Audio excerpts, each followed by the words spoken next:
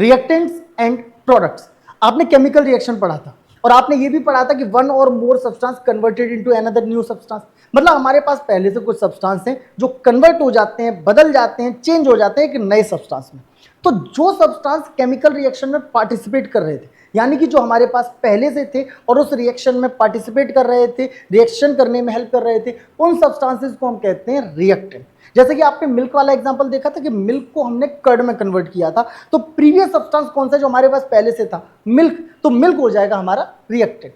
और ऐसे सब्सटेंस जो रिएक्शन के बाद मिलते हैं उनको हम कहते हैं प्रोडक्ट। तो ध्यान से देखेंगे रिएक्टेंट और प्रोडक्ट को। तो रिएक्टेंट एंड प्रोडक्ट में आपसे क्वेश्चन जनरली पूछा जाएगा, डिफाइन रिएक्टेंट एंड प्रोडक्ट्स। आपको बताना है कि रिएक्टेंट और प्रोडक्ट क्या होते हैं, तो आप आंसर देंगे। सबसे पहले हम डिस्कशन करेंगे रिएक्टेंट्स पर। तो द सब्सटेंसेस विच कंबाइन, वो सब्सटेंस जो कंबाइन होते हैं और रिएक्ट या फिर रिएक्ट करते हैं in a chemical reaction are known as reactant, उन्हीं को हम रिएक्टेंट कहते हैं। जैसे कि हमारे पास ये जिंक है और जिंक सल्फ्यूरिक एसिड से रिएक्ट कर रहा है, और जिंक जब सल्फ्यूरिक एसिड से रिएक्ट करता है तो हाइड्रोजन गैस पास आउट होती है और साथ ही साथ बनता है जिंक सल्फेट। नया सब्सटेंस कौन सा बनता है? Zinc sulphate. तो हमारे पास रिएक्शन से पहले कौन से सब्सटेंस है? जिंक और सल्फ्यूरिक एसिड। रिएक्शन में पार्टिसिपेट कौन कर रहा है? जिंक और सल्फ्यूरिक एसिड। और जो रिएक्शन में पार्टिसिपेट करता है उसी को कहते हैं रिएक्टेंट। तो ये जो जिंक और सल्फ्यूरिक एसिड है यही हो जाएंगे इस रिएक्शन में रिएक्टेंट। तो आई होप कि रिएक्टेंट में आपको कोई दिक्कत नहीं है।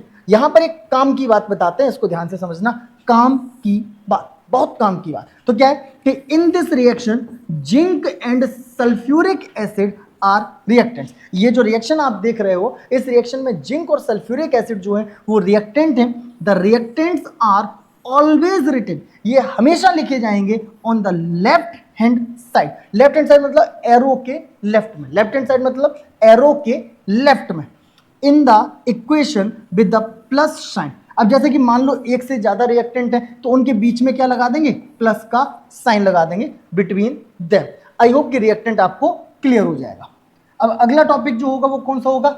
प्रोडक्ट्स। तो प्रोडक्ट्स क्या होते हैं? ऐसे सब्सटेंस जो रिएक्शन के बाद मिलते हैं। एक आपने पढ़ा है ना कि केमिकल रिएक्शन में एक नया सब्सटेंस मिलता है with new identity and new property. तो जो नया सब्सटेंस मिला है ना, नई प्रॉपर्टीज के साथ में, नई आइडेंटिटी के साथ में, उसी को तो प्रोडक्ट कहते हैं। जैसे कि रिएक्शन आपने अभी पढ़ी थी कि जिंक ने सल्फ्यूरिक एसिड से रिएक्ट किया और जो रिएक्ट कर रहा था वो रिएक्टेंट। तो रिएक्शन के बाद क्या मिला? जिंक सल्फेट मिला ना, एक नया सब्सटेंस मिला ना, और हाइड्रोजन गैस पास आउट हुई ना। तो ये जो जिंक सल्फेट और हाइड्रोजन गैस है इसी को हम कहते हैं प्रोडक्ट। क्या कहते हैं बेटा?